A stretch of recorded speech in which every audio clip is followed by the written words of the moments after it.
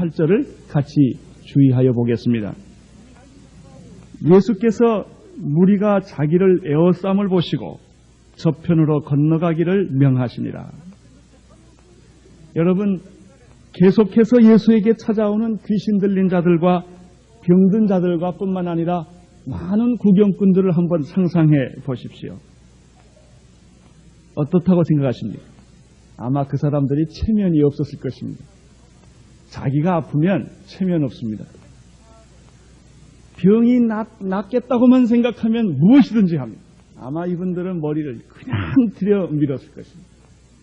요즘 병 좀 고친다고 하면 구름대처럼 모입니다. 좀 기적이 있다는 기도원에 사람들이 구름대같이 모입니다. 이것이 사람들의 일반적인 심리입니다. 그 당시에 예수님께서 귀신을 쫓고 병을 고치시고 기가 막힌 메시지를 던지는데 사람들이 구름대처럼 밀물듯이 왔을 것입니다. 아마 체면을 안 찾았을 것입니다. 되게 기도원에 가보면 재밌는 현상이 있는데 은혜 받는 사람들이 자리 싸움하는 걸 많이 봅니다. 참 재밌는 역설입니다. 은혜 받겠다고 아웅아웅하고 싸웁니다. 아마 예수님 당시에도 많은 사람들이 물밀듯이 예수에게 찾아왔을 터인데 그 장면을 한번 여러분이 상상해 보세요. 치고 받고 들이밀고 아마 굉장했을 것입니다. 이때 분명히 우리들이 상상할 수 있는 것은 예수님이 몹시 피곤하고 지쳤을 것을 상상해 볼 수 있습니다. 그래서 예수님은 자기를 에워싸는 수많은 군중들 앞에서 병을 고치시다가 이 제자들에게 바다 건너편으로 가자고 이야기를 하십니다. 예수님은 분명히 모든 병과 귀신 들린 자를 고쳐주신 능력 있는 분이요 하나님의 아들입니다. 그러나 동시에 그는 인간입니다. 우리가 오늘 이 사실을 여기에서 배우게 됩니다. 예수님은 하나님의 아들입니다. 그리고 그분은 하나님이십니다.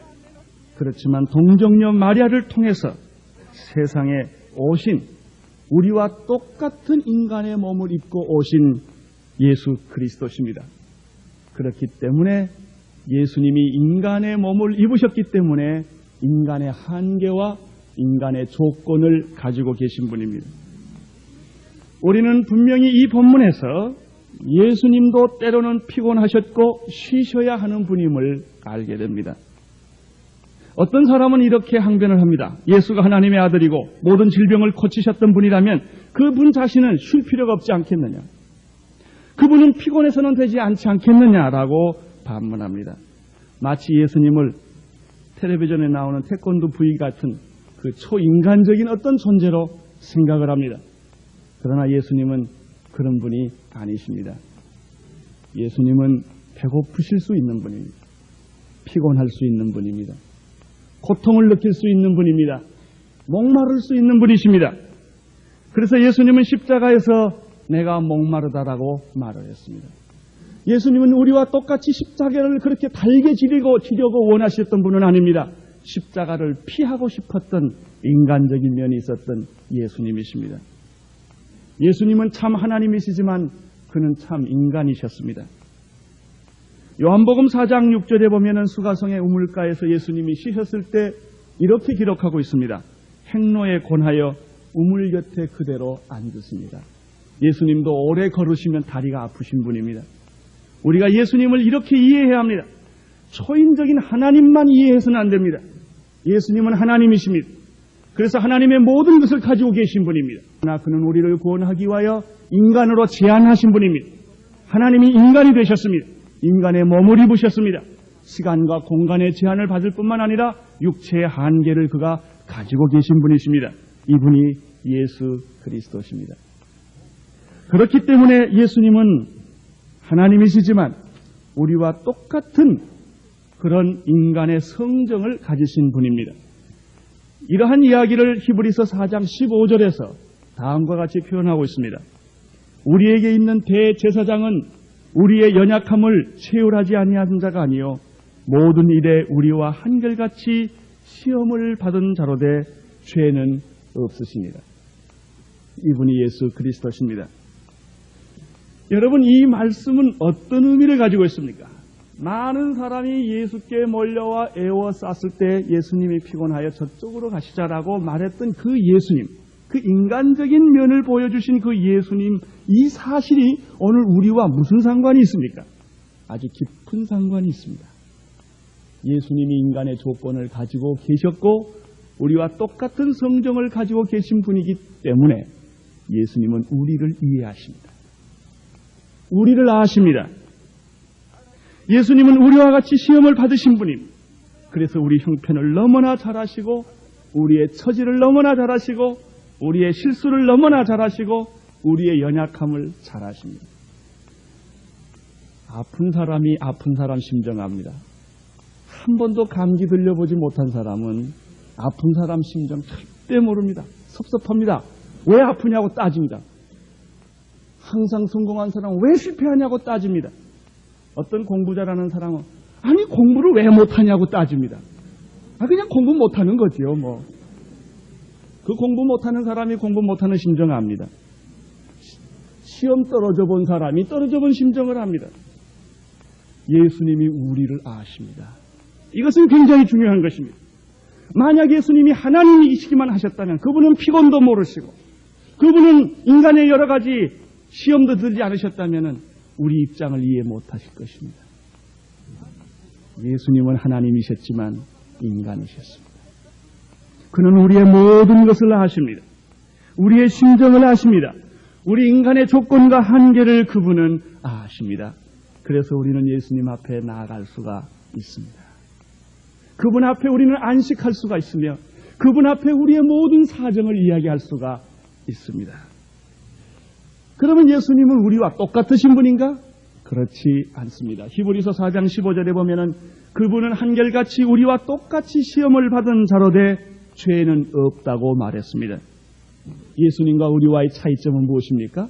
그분은 죄가 없으신 분입니다. 우리는 인간의 조건과 제약을 가지고 있습니다.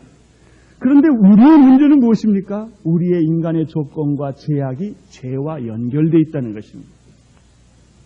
그러나 예수님은 인간의 그 연약함을 가지고 계시면서도 예수님도 때리면 아프셨습니다. 고문하면 예수님도 고통을 느끼셨습니다. 그것은 우리와 똑같습니다. 예수님은 사역을 시작하기 전에 성령에 이끌려 광야에 가셨고 거기서 40일 금식하셨습니다. 금식했기 때문에 배고팠습니다. 금식하면 뭘 깨닫냐면 배고픈 걸 깨닫습니다. 아주 간단합니다. 그리고 예수님은 시험에 또 빠지기도, 시험에 들기도, 마귀가 시험하기도 했습니다. 그러나 예수님은 그렇게 인간의 연약한 조건을 똑같이 우리와 가지고 계시면서도 예수님은 한 번도 죄를 짓지 않으셨다는데 예수님의 인성의 독특성이 있습니다. 이것은 성령 충만한 그리스도인의 경우에도 마찬가지입니다. 아무리 성자와 같은 크리스천이라 할지라도 그도 배고프면 밥 먹어야 합니다. 밤이 되면 잠을 자야 합니다. 때리면 아픕니다. 옷을 벗으면 춥습니다. 그리고 성적인 유혹을 받습니다. 그 인간입니다. 아무리 성자라도 다 이런 유혹을 받습니다. 좋은 것을 갖고 싶고 칭찬하면 좋아하는 것이 인간입니다. 이건 누구나 예외가 없습니다. 여러분에게도 예외가 없고 제게도 예외는 없습니다. 젊은 사람이나 늙은 사람이나 똑같습니다. 배운 사람이나 못 배운 사람이나 똑같습니다. 지식이라는 것으로, 교양이라는 것으로 이렇게 아주 기술적으로 잘 감쌌을 뿐이지 다 마찬가지입니다. 얼마나 기술적으로 잘 숨기느냐 안 숨기느냐의 차이가 있지 인간의 본질은 다 똑같습니다. 이것이 인간입니다. 인간을 우리는 이해해야 합니다. 아주 역겨운 꼴보기 싫은 크리스천이 하나 있습니다. 그것은 성령 받았다고 이러한 인간의 모든 조건을 다 넘어선 것처럼 초연해하고 위장하는 사람들입니다. 겉으로는 아무 문제가 없는 처럼 할렐루야 하고 돌아다니다. 마찬가지입니다. 그러면서도 그 안에 깊은 갈등과 고민이 있는 이런 위선, 이것은 참 꼴보기 싫은 참 역겨운 크리스천의 모습입니다. 인간은 그렇게 안 생겼습니다. 아무리 성령을 받고 아무리 변했다 하더라도 인간은 역시 인간이라는 사실을 우리는 이해해야 합니다. 그러면 진정한 그런 성령받은 크리스천의 모습은 무엇인가? 인간의 이런 조건과 한계가 없다는 것을 뜻하는 것이 아니라 인간의 연약함과 질병과 절망 앞에서 예수님처럼 죄를 짓지 않고 원망하지 않는데 그 진정한 크리스천의 모습이 있습니다. 크리스천은 배가 고프면 도둑질하는 대신에 그가 일어나 일하고 일할 형편이 되지 못할 때는 기도합니다. 크리스천은 화가 나면 복수하지를 않습니다. 화를 날 수가 있습니다. 모욕을 당하고 오해를 받고 사람에게 고통을 겪으면 복수하고 싶은 마음은 누구든지 가지고 있습니다. 그러나 크리스천은 그때 참고 기다립니다. 크리스천은 시험을 받지만 결코 시험에 빠지지 않습니다. 예수 믿는다고 시험이 없는 거 아닙니다. 예수 믿는다고 마귀가 다 도망가는 게 아닙니다. 어떤 사람은 기도할 때 성령을 여기다 놓고 자면은 마귀가 안 온대나요? 마찬가지입니다. 이렇게 하나 저렇게 하나 다 마찬가지입니다. 문제는 시험에 다 들 수 있습니다. 여러분이나 나 성적인 유혹에 다 빠질 수 있습니다. 그러나 시험은 받지만 빠지지 않는 것이 크리스천의 특징입니다. 우리는 죽을 병에 걸릴 수 있습니다. 예수 믿는 사람이라고 암에 안 걸리는 법이 없습니다. 걸릴 수 있습니다. 그러나 죽을 때 곱게 죽습니다. 원망하지 않고 죽음을 받아들이는 것입니다. 예수 믿는다고 병이 다 낫는 것이 아닙니다. 그냥 죽어야 할 때가 있습니다. 그냥 죽는 것입니다. 이것이 크리스천의 독특성입니다. 원하는 일이 다 되는 것이 아닙니다. 안 될 때도 있습니다. 그때 그는 감사합니다. 이것이 세상 사람과 그리스도인과의 차이입니다. 예수님이 인간적인 모습이 있었다는 사실을 우리는 이해해야 합니다. 신앙적이라고 하는 것은 극히 영적이면서도 극히 인간적이라고 하는 것입니다. 그러나 그 인간적인 것이 바로 사탄이 유혹하는 죄와는 다른 것입니다. 두 번째, 오늘 이 본문에서 우리가 발견하게 되는 것은 예수님께서 자기를 찾아온 제자들에게 말씀하신 제자의 자격에 관한 것입니다. 19절을 보겠습니다. 19절에 보시면 한 서기관이 나와 예수께 말씀하시되 선생님이여 어디로 가시든지 저는 쫓으리이다 라고 하셨습니다. 사실 이 서기관의 고백을 보면 얼마나 놀라운 일입니까? 예수님이 어디로 가든지 나는 예수님을 쫓겠습니다 하고 제자가 되기를 신청한 것입니다.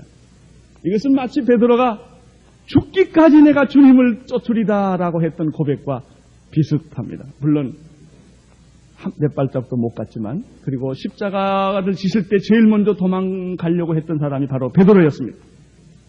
이 서기관이 이런 고백을 했습니다.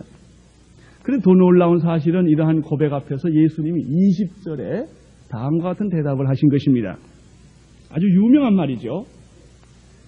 예수께서 이르시되 여우도 굴이 있고 공중의 새도 거처가 있으되 인자는 머리 둘 것이 없느니라. 사실 예수님의 제자가 되고 싶어 했던 사람은 12명만은 아니었습니다. 우리가 예수님의 제자는 12명이라고 기억합니다. 그러나 성경에 보면 많은 사람들이 예수에게 찾아와서 진리를 논했고 영생에 관한 이야기를 나누었습니다. 그리고 그들은 예수님의 제자가 되기를 신청했었습니다. 그 중에 한 사람이 니고데모스입니다. 그러나 그는 예수님에게 와서 진리에 대한 질문을 했지만 결과가 없습니다. 어디로 사라졌는지 사라져버렸습니다. 부자 청년이 있었습니다. 그는 영생에 관한 문제를 가지고 예수께 나왔습니다. 그러나 그는 예수님의 제자가 되지 못했습니다. 오늘 본문에 나오는 두 종류의 사람이 예수님의 제자가 되기를 신청한 사람입니다. 왜 그들은 예수님의 제자가 되려고 했을까요? 아마 분명히 예수님의 말씀이 좋았기 때문일 것입니다. 참 좋았습니다. 여러분이 교회 왜 왔습니까? 이 교회가 좋아서 왔지요. 싫으면 오겠어요? 말씀도 좋다고 말하고 또 분위기도 좋고 뭐 또 예수 믿는 게 참 여기니까 참 좋다. 그래서 오신 겁니다. 억지로 끌려왔다면 여러분 자리는 불안한 자리일 것입니다. 그러나 내 발로 걸어왔다면 이 자리는 천국이 될 것입니다. 아마 예수님의 제자들이 그 사람들이 예수님의 설교를 듣고 정말 충격을 받고 이런 메시지가 세상에 있을까? 그런 감동을 했을 것입니다. 뿐만 아닙니다. 병 고치는 걸 보니까 신나고 신기합니다. 귀신을 쫓습니다. 귀신들이 벌벌 떨며 나갑니다. 너무너무 예수가 좋습니다. 아주 매력적입니다. 그분을 쫓아가면 무엇이든지 다 될 것 같습니다. 그분은 보리떡 2개와 보리떡 5개와 물고기 2마리로 5,000명을 먹이는 그런 기적을 베풉니다. 그분 따라다니면 일하지 않아도 언제나 먹고 살 것 같습니다. 참 좋은 분입니다. 그래서 예수의 제자가 되려고 사람들이 생각을 했을 것입니다. 오늘날도 많은 사람들이 교회에 옵니다. 교회 와서 설교를 듣고 성경 공부를 하며 기도하다가 예수님의 제자가 되기를 소원하고 어떤 사람은 선교사가 되겠습니다. 어떤 사람은 목사가 되겠습니다. 나는 평생 동안 평신도 사역자로 주님을 섬기겠습니다. 나는 주를 위해 이렇게 살고 싶습니다라고 많은 사람들이 이야기를 합니다. 그러나 문제는 그렇게 헌신한 것처럼 간단하지 않다는 사실입니다. 대부분의 사람들이 이 서기관과 같이 자기 자신에게 도취되어 있습니다. 그는 스스로 주님을 따르는 제자가 될 수 있다고 본인은 확신한 겁니다. 그래서 결심을 했습니다. 이것은 착각입니다. 이 서기관의 문제는 자기가 헌신하면 다 된 줄 알고 있는 것입니다. 오늘 우리가 읽은 19절에 한 서기관의 입장을 한번 다시 분석하겠습니다. 주여 당신이 어디로 가든지 나는 당신을 따르겠나이다 라고 나타나신 사람입니다. 겉으로 보면 이 고백은 아주 훌륭해 보입니다. 그러나 문제가 있는 고백입니다. 우리가 19절을 다시 보십시오. 거기에 한 서기관이 나와 예수께 말씀하되 선생님이 어디로 가든지 저는 쫓으리이다.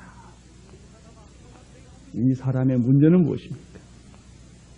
예수님의 의도와 뜻보다는 자기의 결심과 헌신이 더 중요했다고 하는 사실. 예수님, 제가 참 예수님을 보니까 헌신하고 싶은 마음이 있는데 예수님 괜찮을까요? 제가 자격이 되나요? 예수님의 뜻이 어떻습니까? 이렇게 물어봤어요. 근데 예수님의 의견은 중요하지 않습니다. 중요한 건 자기 생각입니다. 언제나 문제는 자기 생각이 중요한 사람. 하나님 생각보다 자기 생각이 중요한 사람. 이 사람은 그 당시에 서기관이라고 하는 직업은 교육을 많이 받은 직업입니다. 종교적으로는 존경을 받는 상류 계급에 속한 사람. 서기관이라고 할 때 전형적인 유대인의 교사를 말합니다. 율법을 가르치는 사람입니다. 그래서 이 사람은 이 본문을 가만 보면 자기의 헌신은 당연히 받아져야 된다고 확신하고 있었습니다. 그래서 그는 예수님 당신이 어디로 가든지 나는 당신을 따를 것입니다. 이렇게 고백한 것입니다. 이 서기관은 예수님을 뒤따라간다고 하는 것이 무엇인지 정확하게 이해하지 못하고 있었습니다. 예수님을 따라야 할 때는 따른다는 사실보다 더 중요한 것은 예수를 따른다는 데 치루어야 할 대가가 있다고 하는 점입니다. 오늘날 교회와 크리스찬들이 예수를 믿고 제자가 된다는 것을 너무나 낭만적으로 생각하고 자기 중심적으로 생각하고 나 정도의 위치에 있는 사람이면 내 말은 받아줘야 된다고 생각하는 수가 있습니다. 그래서 헌신자는 많으나 막상 보낼 사람은 없고 제자 되기를 원하는 사람은 많으나 제자의 삶을 살기를 원하는 사람은 적습니다.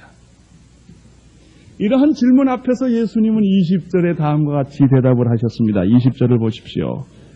예수께서 이르시되 여우도 굴이 있고 공중의 새도 거처가 있으되 오직 인자는 머리 둘 것이 없다 하시니라. 얼핏 들으면 서기관의 질문과는 상관이 없는 것 같습니다. 그런데 예수님은 참 지혜롭습니다.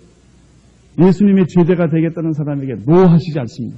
넌 자격이 없어 이렇게 말하지 않고 자격을 제시하십니다. 여우도 굴이 있고 공중 나는 새도 깃들일 것이 있지만 인자는 머리 들 것이 없다. 딱 한마디 하십니다. 그런데 이 말은 엄청난 말입니다. 이 말은 무슨 뜻입니까? 산에서 사는 여우도, 그렇게 돌아다니는 여우도 밤이면 제굴이 있고, 이 넓은 창공을 나르는 새도 저녁이 되면 깃들일 장소가 있다. 그러나 내가 따르고자 하는 나는 머리 둘 것이 하나 없는 사람. 그래도 내가 나를 따르겠느냐 하는 것입니다. 오늘날 교회는 헌신하겠다고 하면 누구든지 쉽게 환영합니다. 그러나 예수님은 함부로 사람을 받지 않으셨습니다. 왜 오늘날 교회가 문제가 있고 타락했습니까?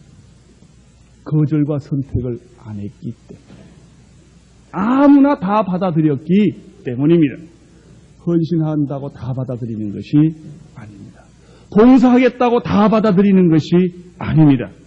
교회는 거절할 수 있어야 하고 선택할 수 있어야 합니다.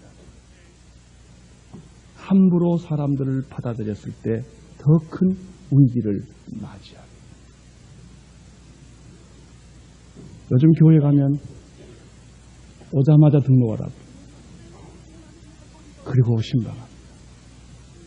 그리고 교회에 무조건 사람을 많이 들이는 것이 전도라고 생각합니다. 그렇지 않습니다. 교회는 거절할 수도 있어요. 장로, 집사 함부로 뽑아서 안 됩니다. 자격이 있어요. 아무 자격도 없는 사람, 헌신도 안 돼 있는 사람, 자기 자신도 부인할 수 없는 사람, 마음대로 교인을 뽑아놓고 그 교회가 오합지졸이 되고 마는 것입니다.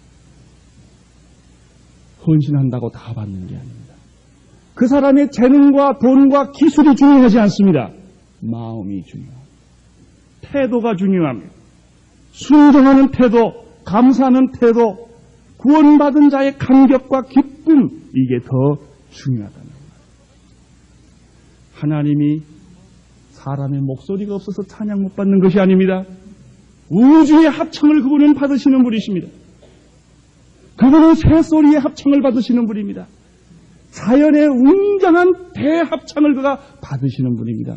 왜 우리의 찬양을 받으시려고 합니까? 목소리 때문이 아닙니다. 마음 때문입니다. 교회에 사람이 없어서 하나님이 사람을 구걸하지 않습니다. 돌멩이로 들어 아브라함의 자손을 만들 수 있는 분이 하나님이십니다. 교회에 와주시는 것은 착각입니다. 나를 위해 교회에 내가 오는 것입니다. 누구를 위해 교회에 와주는 것도, 누구를 위해 헌금하는 것도, 누구를 위해 예수 믿어주는 것도 아닙니다. 나입니다. 태도가 중요합니다. 마음의 자세가 중요합니다. 예수님은 그래서 그 사람에게 그렇게 말했습니다. 여우도 굴이 있고 공중 나는 새도 깃들 것이 있지만 나는 머리 둘 것 하나 없는 사람이다. 두 가지 의미 있어요. 집이 없다는 얘기입니다. 예수님 정말 집이 없으셨던 것 같아요. 그래서 그는 설교하면 제자들은 집으로 돌아가지만 예수님은 산으로 가십니다. 감람산에 가시더라. 예수님은 산에 왜 자주 가셨나 생각해보니까 집이 아마 없어서 그러지 않았을까 생각합니다. 하늘을 지붕 삼고 산을 거처로 삼으셨습니다. 이분이 예수 그리스도십니다. 인자가 머리 둘 것이 없다라는 뜻은 또 하나는 예수님은 환영받는 사람이 아니었다. 사람들에게서 인기가 있는 사람이 아니었다. 인기도 없고 집도 없고 수모를 받아야 하는, 핍박을 받아야 하는 예수 그리스도. 여러분, 예수 그리스도 생애를 보십시오. 결국 그 말이 맞습니다. 예수님은 십자가에서 그의 최후를 마치셨습니다. 예수님은 소유를 거부하셨습니다. 참된 제자라 소유를 거부한 것입니다. 예수 믿고 잘되기 위하여 제자가 되는 것이 아니라 예수 믿고 버리기 위하여 제자가 됩니다. 예수님은, 여러분, 인자는 머리 둘 것이 없다라는 말은 예수님한테 따라다녀봐야 별 볼 일 없는 거예요. 돈 한 푼 안 나오고, 그리고 좋은 직장 하나 이렇게 알선 못 해주시는 분입니다. 다시 말하면은 이 말은 안전, 사람의 제일 중요한 것은 이 안전의 문제입니다. 왜 많은 사람들이 그렇게 요즘 세상 사람들이 왜 그렇게 난리를 하는지 아십니까? 안전 문제 때문에 그렇습니다.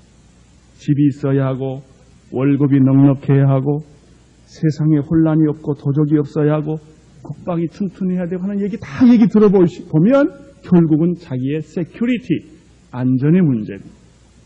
사람은 이 안전이 보호가 안 되면 초조해지고 쫓기고 고독하고 외로워집니다. 그러니까 자기 안전을 최대로 막아줄 수 있는 게 뭐예요? 돈이죠. 명예는 없어도 돈만 있으면 일단 사니까. 그래서 어떤 방법으로 돈을 먹는 것입니다. 돈이 없으면 명예를 먹는 것입니다. 자기가 못나면 백을 가지고 있기를 원합니다. 사람을 많이 알아서 자기가 이 세상에서 안전하게 살아가려고 하는 것이 인간의 기본적인 마음입니다. 근데 예수님은 그 안전의 문제에 대해 이야기한 겁니다. 나는 머리 둘 곳이 없는 사람. 나 따라다니면 너도 머리 둘 곳이 없게 됐다. 그런 얘기입니다. 참된 제자란 그런 의미에서 세상의 안전과 평안과 세상의 행복을 추구하는 사람들이 아닙니다. 자기 희생이 있어야 하고 자기 부인이 있어야 하는 것, 이것이 제자의 길입니다. 근데 재미있는 말은 그 다음 얘기입니다. 20절에서 예수께서 이르시되 여우도 굴이 있고 공중의 새도 거처가 있으되 오직 인자는 머리 둘 것이 없다 하시더라. 그렇게 되어 있죠. 그 다음에 21절에 보면 제자 중에 또 하나가 이렇게 됐습니다. 그러니까 이 서기관은 20절 이후에 온데간데 없어져 버린 사람이에요. 이런 사람이 많습니다. 처음에는 시작을 잘했습니다. 근데 끝이 온데간데 없습니다. 예수님의 해답을 주셨으면 힘들어도 그걸 따라갔으면 됐을 터인데 그 사람은 여기에서 영원히 자취를 감춰버린 것입니다. 그 후에 이 사람이 다시 나타나지 않습니다. 여러분이 지금까지 시작은 잘했습니다. 그러나 어느 순간에 온데간데 없어져 버리는 사람들이 있습니다. 슬그머니 사라진 것입니다. 아무도 기억하지 않습니다. 하나님도 기억하지 않습니다. 이 사람은 제자가 된다고 하는 것이 무엇인지 잘 몰랐던 사람. 비슷한 사람이 하나 있습니다. 성경에. 누가복음에 나오는 부자 청년입니다. 주여, 어떻게 해야 내가 영생을 얻을 수 있겠습니까? 어마어마한 신학적인 질문을 가지고 예수께 찾아왔던 그 사람. 그러나 결국은 예수께서 말씀을 하실 때 근심하며 예수를 떠납니다. 그리고 다시 찾아오지 않았습니다.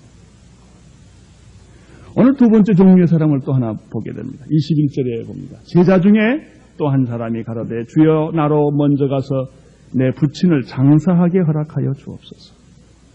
이렇게 요구한 것입니다. 주님, 내가 당신을 따르겠습니다. 따르긴 따르겠는데 내 부모를 장사하고 난 다음에 따르겠습니다. 조건을 내민 것입니다.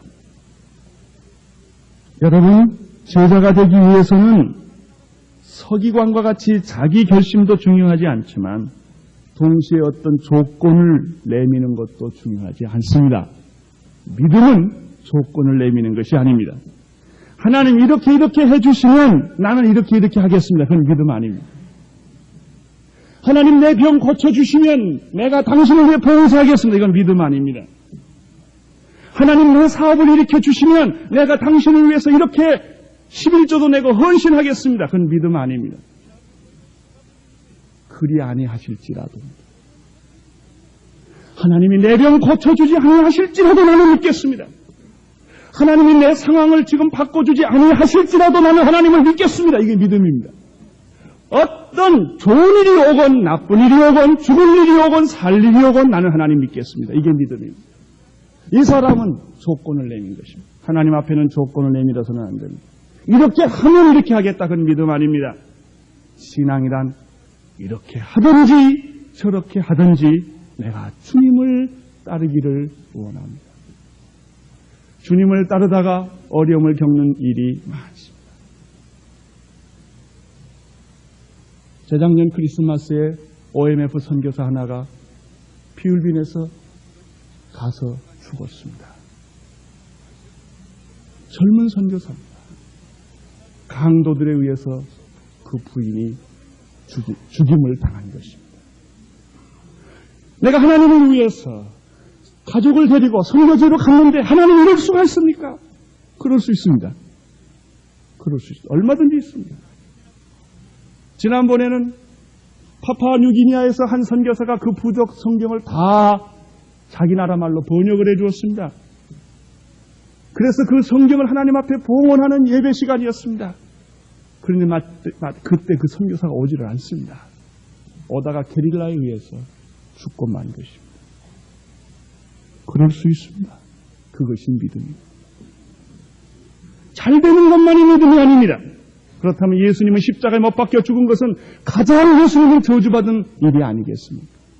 오래 사는 것만이 최고가 아닙니다. 예수는 33살밖에 못 사셨습니다. 비믿음입니까? 그렇지 않습니다. 조건을 내미는 것은 믿음이 아닙니다. 잘 되면 따른다는 것도 믿음이 아닙니다. 잘 될 수도 있고 못 될 수도 있습니다.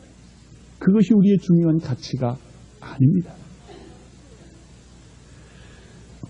내 부친을 장사하게 허락해달라고 하는 말은 무슨 뜻입니까?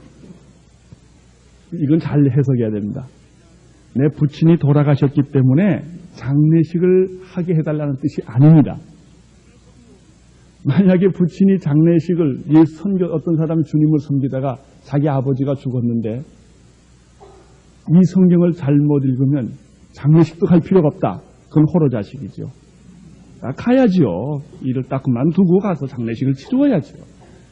여기의 뜻은 무엇입니까? 이 중동의 그 문화권에 의하면은 장례식을 치르고 오겠다는 말은 유산을 받을 때까지 기다리겠다는 말입니다. 아버지가 죽으면 유산을 자식에게 줍니다. 그런데 아버지가 지금 살아있습니다. 예수님을 따라가고 싶은 것입니다. 근데 아버지가 언제 죽을지 모릅니다. 빨리 죽어줬으면 좋겠는데 이게 빨리 안 죽으니까 유산을 지금 내가 가질 수가 없습니다. 이 사람 얘기는 내가 아버지가 죽을 때까지 기다렸다가 장례식을 다 치르고 그 다음에 유산을 받고 내가 주님을 따르겠다라는 말입니다. 이에 대해서 예수님은 어떻게 대답을 하셨습니까? 죽은 자들로 하여금 죽은 자를 장사하게 하고 너는 나를 쫓아라. 장례식 하지 말라는 말이 아닙니다. 제가 이렇게 목회하다가 제 아버님이 만약에 돌아가신다면 나는 만사를 제쳐놓고 가서 저희 아버님 장례를 치를 것입니다. 문제가 무엇입니까? 부모의 유산 때문에 주님을 따르는 일을, 가장 보람 있는 일을 하는 일을 허비하지 말라는 뜻입니다. 죽은 자로 하여금 죽은 자를 장사하게 하라는 뜻은 세상 사람으로 하여금 세상 물건을 가지게 하라는 격언입니다. 여러분, 유산 때문에 신경 쓰지 마십시오. 그건 여러분 돈 아닙니다. 다 가게 하십시오. 부모 돈 받아가지고 잘 되는 게 없습니다. 다 자기가 살아야 합니다. 내 아버지의 유산을 기다리기 위해서 죽을 때까지 기다렸다가 유산 받고 주님을 따르는 일은 너무 늦습니다.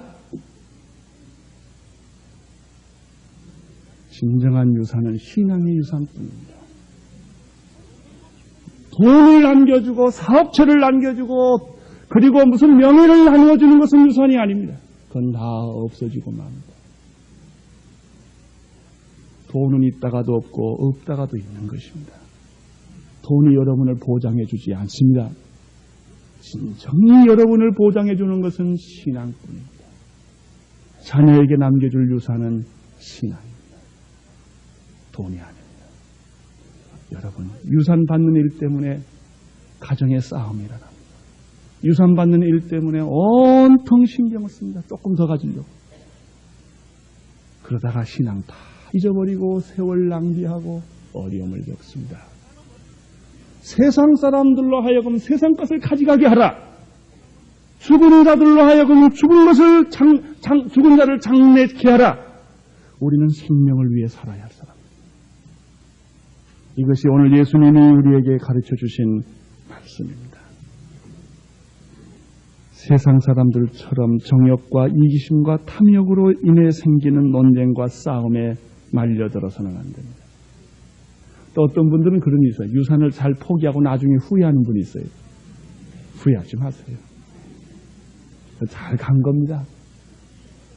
그 돈 가지고 누군가 잘 살 수가 없는 겁니다. 하나님이 주신 것만이 영원합니다. 영원한 가치를 위해서 우리는 투쟁할 줄 알아야 합니다. 유산을 포기하고 나중에 어려움을 겪었을 때 후회하지 마십시오. 고난을 겪으십시오. 이기십시오. 그래야만 승리하는 것입니다. 예수님은 이렇게 말씀을 결론적으로 내리셨습니다. 죽은 자들로 하여금 죽은 자를 장례케 하고 너는 나를 쫓으라. 너는 나를 쫓으라.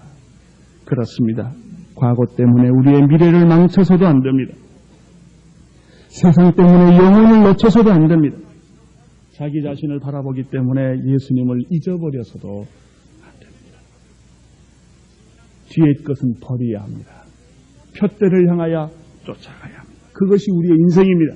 그것밖에 남는 것이 없습니다. 화려한 과거 때문에 자기 인생을 망쳐서는 안 됩니다. 다 잊어버리셔야 합니다. 그리고 주님을 향하여 우리는 따라가는 길밖에는 우리에게 남는 것이 없습니다. 오직 그리스도인이 가야 할 길은 나를 따르라입니다. 제게 형님이 한 분 계십니다. 그 형님이 20대 때 하나님께 부름을 받은 사람입니다. 그런데 이리저리 피하셨습니다. 피하셔서 장로가 됐습니다. 제일 좋은 자리로 들어가신 거죠. 그러나 하나님은 그걸 원치 않으셨어요. 그래서 나중에 늦게 신학교를 들어가서 제 후배가 됐습니다. 그리고 늦게 목사가 되셨습니다. 주님이 부른 사람은 따라가야 합니다. 도망가 봐야 안 됩니다. 하나님의 일을 할 사람은 하나님의 일을 해야 합니다. 우리 모두에게 하나님이 부르시는 음성은 무엇입니까? 나를 따르라. 신학교 가라 그런 뜻이 아닙니다. 당신이 어느 직업에 있든지 어느 위치에 있든지 그 직업과 그 위치를 통해서 하나님께 영광을 돌려라. 참된 제자가 되려 하십니까? 좋은 것만 보고 부러워서 따라가는 사람이 아니기를 바랍니다. 자기의 헌신과 열정 때문에 따라가는 사람이 아니기를 바랍니다. 주님을 따르려고 하십니까? 오직 하나님의 부름에 합당한 목적 때문에 따라간다고 고백하십시오. 영원한 그 하나님의 나라를 위해서입니다. 주님을 따르려고 할 때 여러분의 생각과 뜻을 전개하지 마십시오. 여러분이 해야 할 수 있는 유일한 것은 하나님이 시키시는 것에 대한 순종일 뿐입니다. 주님을 따르려고 할 때 세상의 안전이나 물질을 포기하셔야 합니다. 무엇보다도 자기 자신을 부인하셔야 합니다. 기도하겠습니다. 하나님 아버지, 우리 모두가 주님을 따르고 싶은 마음이 있습니다. 주님을 따르도록 우리를 고쳐주시옵소서. 예수님 이름으로 기도드리옵나이다.